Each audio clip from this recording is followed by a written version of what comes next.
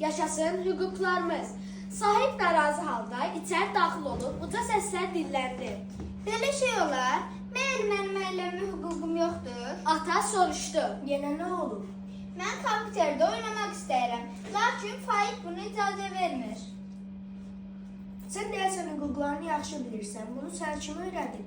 Müəllimimiz o deyir ki, uşaqların hüquqlarının müdafiəsi haqqında bir beynəlxalq sənəd var. Bu beynəlxalq sənədin adı Konversiya? konversiyadır. Bu sənəddə uşaqların hüquqları göstərilir. Həm də 1 iyun uşaqların müdafiəsi günüdür. Lap yaxşı. Bəs müəlliminiz deməli ki, uşaqların hüquqları ilə yanaşı vəzifələr də var. Dərs oxumaq, böyüklərin sözünə qulaq asmaq, milli mənəvi dəyərlərimizə hörmətlə yanaşmaq. Sahib duruxdu. Deyəsən belə bir şey demişdi. O ki qaldı sənin əylənmə hüququna.